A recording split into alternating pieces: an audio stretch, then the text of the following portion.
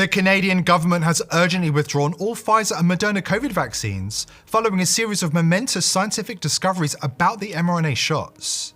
And mainstream media has been ordered to cover up the magnitude of what's taking place before our eyes. Trudeau and Health Canada have ordered tens of millions of COVID vaccines to be returned to the government and destroyed, following the revelation that mRNA technology contains self-assembling nanobots.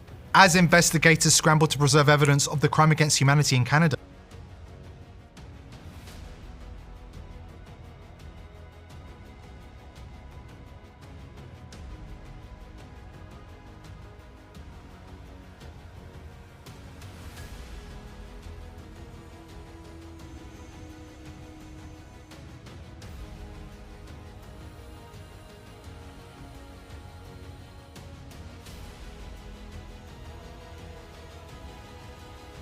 and he did in front of lawyers.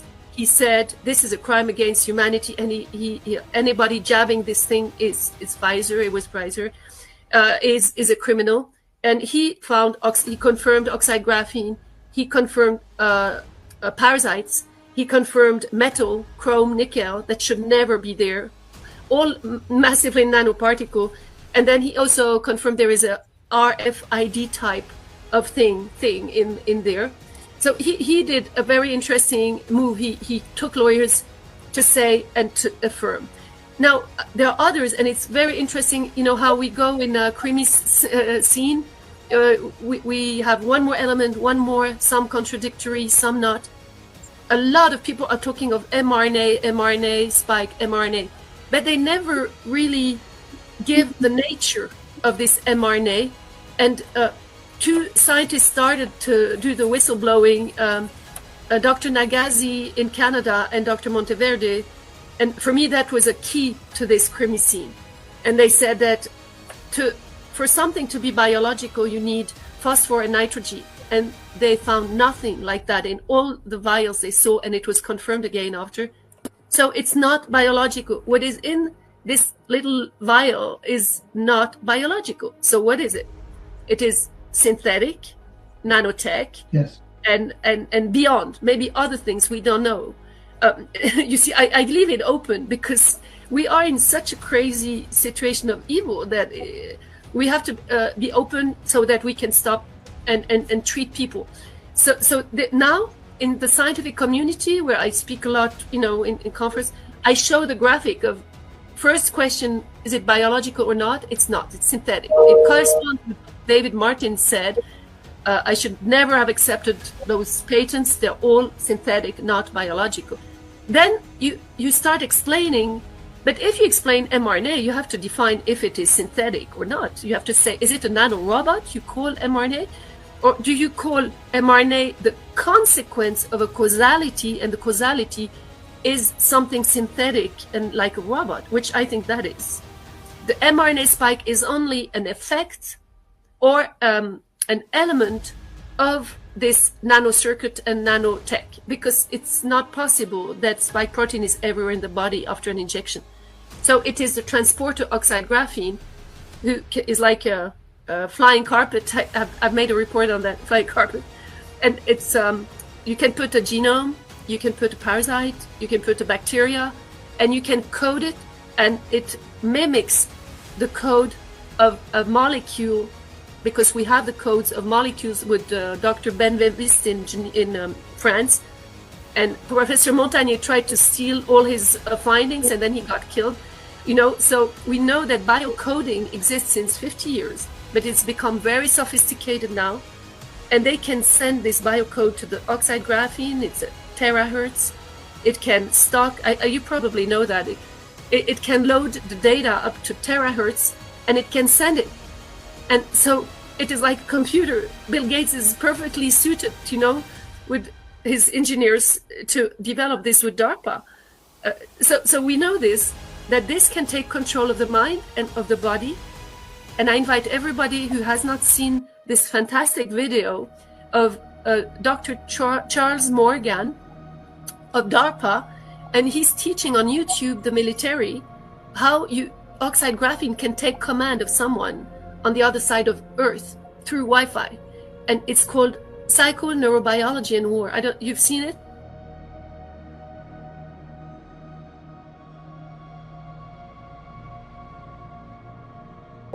The Pfizer vaccine, in fact, reverse transcribes and installs DNA into the human genome.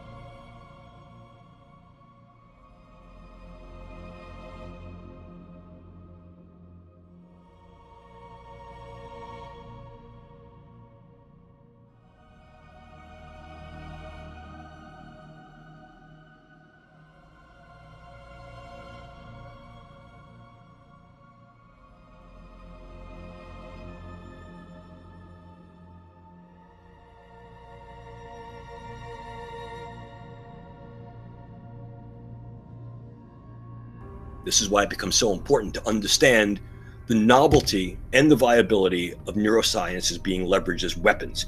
We then have the use of nanoparticulate agents, aerosolizable nanomaterials that can be breathed in and disrupt blood flow or neurological network activity, that can be used as an in-close weapon, or perhaps that can be used as a more broad weapon of disruption and or destruction.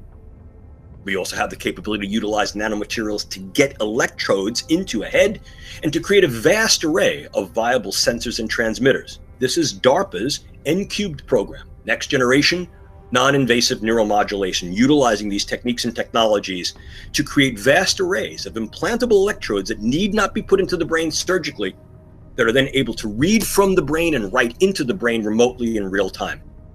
And there is a rapid pace. Prizes are big, economically, in terms of power as well. But there are risks and hazards. Yeah, there are conventions that are out there, but the question then arises, are these conventions not just necessary, but are they sufficient? These international signatory treaties have suggested that no, they're not.